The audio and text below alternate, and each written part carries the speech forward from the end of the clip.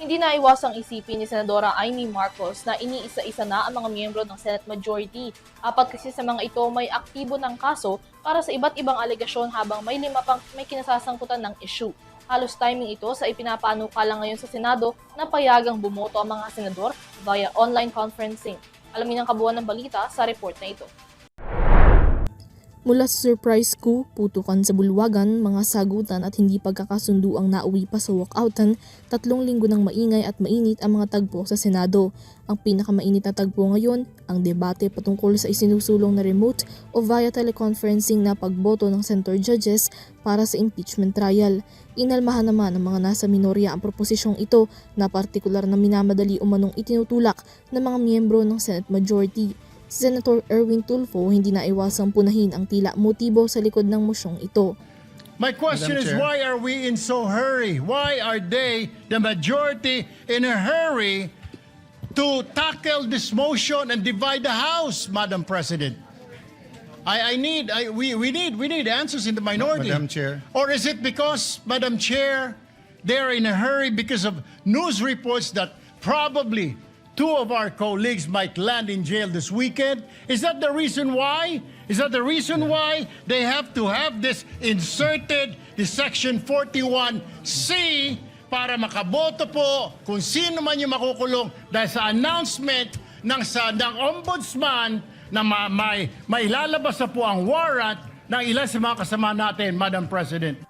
Sa kasalukuyan kasi siyam sa solid 13 na majority block ang may kinaharap na kaso o hindi kaya ay may kinasasangkutang iba pang mga issue.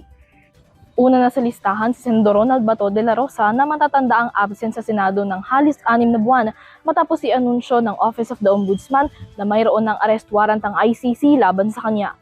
Ito ay matapos siyang pangalanan ng ICC bilang isa sa mga co-perpetrators sa Crimes Against Humanity case na kinaharap ngayon ni dating Pangulong Rodrigo Duterte. May 11 nang muling pumasok si De La Rosa sa Senado para bumoto sa pagpapalit ng liderato.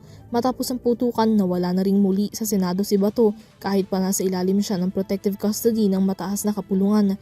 Sa kasulukuyan, aktibo ng ipinatutupad ng mga otoridad ang arrest warrant laban sa senador matapos ibasura ng Korte Suprema ang hiling niyang temporary restraining order para pigilan ang implementasyon ng warrant. Kaugnay ng kanyang pagtakas, nitong Huwebes, formal nang naghain ng kaso ang Philippine National Police Criminal Investigation and Detection Group laban sa kapwa niyang senador na si Robin Padilla. Nahaharap si Padilla sa kasong obstruction of justice dahil sa umano'y pagtulong kay Bato na makatakas. Batay sa record ng Senate Secretariat, si Padilla ang pinakahuling nag-out sa Senado matapos ng gunfire incident bandang alas 2:30 na pinaniniwala ang oras din ng paglabas ni De La Rosa sa Senado. Si Padilla inaming kasama niyang lumabas noon si De La Rosa dahil isinabay niya ito sa kanyang sasakyan, ngunit itinangging tinulungan niya itong makatakas. Bukod sa kanila, 2 pang senador ang nakasuhan na rin ngayong linggo, ang parehong vice chairperson ngayon ng Blue Ribbon Committee. Si Senador Rodante Marcoleta nahaharap ngayon sa mga kasong may kaugnayan sa election offense bunsod ng umano'y undeclared 75 million pesos campaign donation.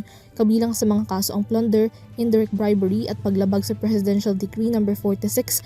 Kaugnay nito, nasa ilalim na rin siya ng precautionary hold departure order kasama ng 3 pang individual na sangkot sa kaso. Si Senador Jinggoy Estrada naman nahaharap na sa panibagong plunder at graft cases kaugnay ng umano'y pagkakasangkot sa flood control corruption scandal. Matatandaan na idinawit ni dating DPWH Bulacan Engineer Bryce Hernandez si Estrada sa mga tumanggap umano ng kickback at komisyon mula sa mga flood control projects. Ngayong Bernes, inilabas na ng Sandigan Bayan ng arrest warrant para kay Estrada. Sa issue pa rin ng flood control scandal, sinabi ng Ombudsman na sa mga susunod na linggo, posible na ring maisampa ang kasong plunder laban naman kay Senator Joel Villanueva. Habang si Senator Cheese Escudero nasa preliminary stage na ang investigasyon kaugnay ng flood control allegations. Samantala, ilan pa sa mga senador na may kasalukuyang issue, sina Senador Bongo na pinangalan ng co-perpetrator sa kaso ng FPRRD sa ICC, gayon din ang magkapatid na Villar para sa mga aligasyon ng market manipulation, insider trading at inconsistent disclosures mula sa Securities and Exchange Commission. Ang mga kasong ito inilarawan ni Senadora Amy Marcos na iniisa-isa ang mga miyembro ng mayorya na itinanggi naman ng palasyo. Para sa EuroTV News, nilayagin sumasaludo sa bawat Pilipino.